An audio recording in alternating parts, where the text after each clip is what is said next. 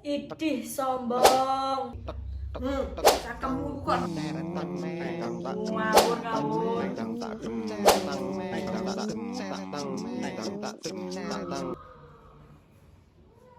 Waduh, wis riyo rek.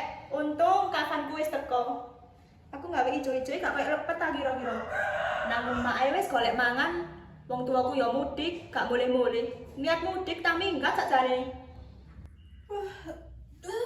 wis awan ta iki. Waduh, riyo iki minimal riyo ku ya tak ngisu. Alah, padha-padha melek ya kok. Wih, dih. Riyo yo mosok sik rame. Tak rungono tuh kok njope lho koyo wong tawuran.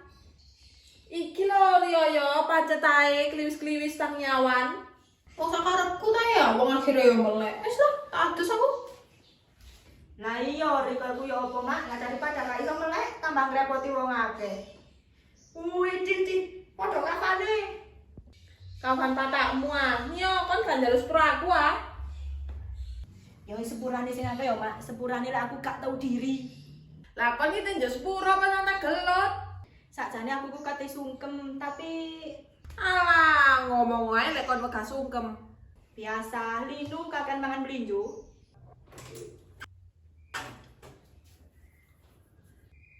Kon niku niat adus apa ongak-ongak tok gelis men. Wis tak mari adus. Alah, adus bebek sih kon. Ratu aku 2 hari. Gak perlu adus, gak adus tetep dadi menungso. Ya dadi yo iblis ae kon mari iki. Kula wis pengen jajane. Halal lagi. Haram lek gawe kon. Ya, percuma njaluk sepuro. Halal iku lho wis ana logone MUA. MUA, MUI, MUA, muatamu ah. Kene sungkem sik. Sepurane sing titik ya, Mak. Sing akeh to, Lol. Iya, sing akeh. Ya wis sadungane dadi anak sing berguna, Mas yo tak ame titik. Makmu lho dongane jan aneh. Tangane sampean kok mambu jamu sih, Mak? Biasa, mari ke jamu, mari jamoni awak cek tetep cantik. Di, lamis.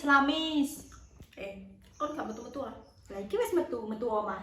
Jalur sepuro tonggo-tonggo maksudnya. Aduh, wong pendino aku gak tau metu omah, kok njaluk sepuro tonggo-tonggo. Kon dhewe gak metu-metu. Tonggoku gak tau diri kabeh.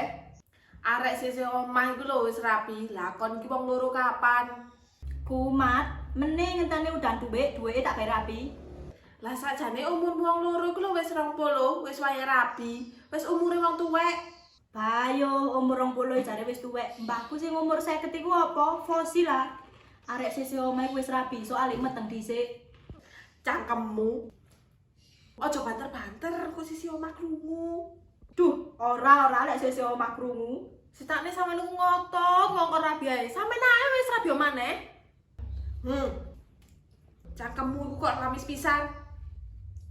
Ngawur. Riko gak masak, Mak?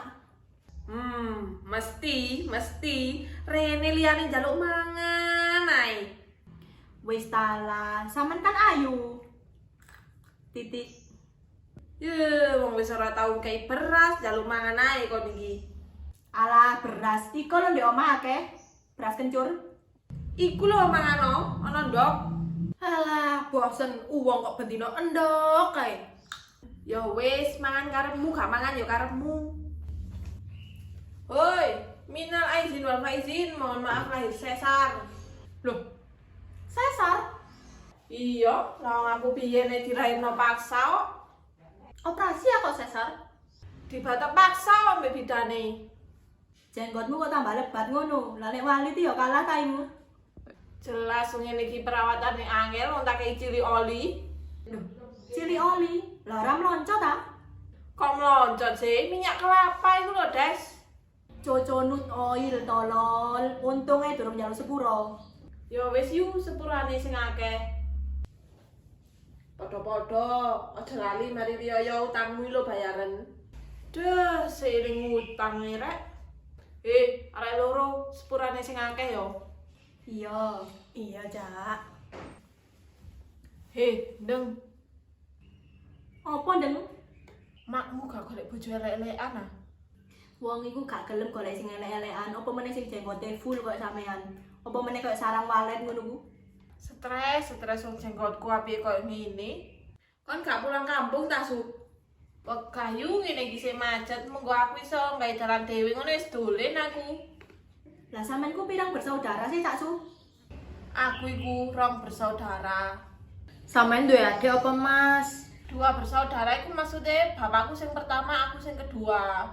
Duh, ya iku berarti awakmu anak tunggal, Cak. Ya gak lah. Jarno sakarepe penting gak ngrokok di meja. Aku ora sampean ke THR, Cak Su. Alah, THR ku tungkaan hari raya sik kene kon tak tungkak. Di, stres. Ora, tak kei iki lho, gawe wong loro siji ding. Widih, mari keblinger bantal yo, mangkane baik hati ganti gak songong. Gendeng e karo 2000. Lah sampe tembar parkir ta yo apa? Stres, jangkep ono 3.000 lho, Cak 5.000. Lah sik mending kon sik tak kei, wis gayen janjan. Alah, digawe tuku ciloke yo mek nyelempit de untu to. Lanun. Loh, mlebu wae. Lah kok dhewe, lah renongi lho nandi? Gak duwe kanca aku, Mak. Kene, mlebu. Nggih. Deloken arek cilik wis pinter ngluyur. Lah kon sing tuwek males ora umum. Alah, wong arek cilik ngono semangat metu wong jen oleh sangu. Lah lek kene wong tuwek takon ae, Kapan rapi? kapan meteng, Kapan lulus? kapan bongko. Ya mending ora metu. Arek kok sarap. Aja rungokno nduk iki lho, mamen jajane. Wis oleh sangu piro keleleng iki, Mang? Mek 1,5 juta. Kau ndeng 500.000 mek. Kene sing 2.000 sujud syukur. Ya kono dadi arek cilik maneh. Makane kon iku undang duwe anak, cek anakmu iku oleh sanggup pisan. Iya, lah kancamu lho wis gendong anak kabeh. Emo, wong aku kepingin gendong kekayaan kok. Di stres. Duh, diuruki sapa kon kok wani ngomong ngono? Ya wis, Mak, aku tak mulai. Loh, kok kesusu ae? Iki lho, gesamu sekolah. Wis, suwun ya, Mak. Iya, sekolah sing pinter ya. Cek gak koyo arek loro iki sing stres.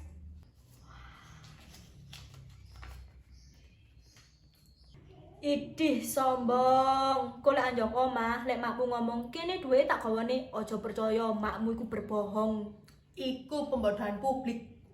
Orai, sare makku ditabung. Loh, aja percaya, aku biyen yo ngono. Nah, lek misal saiki duweku ditabung, aku ya wis iso tuku kapal ta. Arek cilik aja diuruki koyo ngono, Des. Wes, nang ditutupno golek galak gampile, Nduk. Ya wis, tak mulai aku, Mak. Ya wis mulya. Aku gak kok kei THR arek. Alah, wong wis kisu te sing njaluk THR. Lah iya, aromane sampean ku wis aroma kuburan. Aku lho riyo gak tuku klambi, mek ditukono siji ya makku.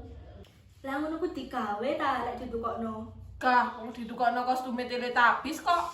Wong aja sak keluargamu stres kabeh ngono. Ditukokno sing apa? Duh, sing sijine tinggi winggi ku sapa sih? Dipsi ya? Kudu, Lala, kudu. Oh alah sing po ah. Kudu. Duh, lah wong Teletubbies ku mek papat pri.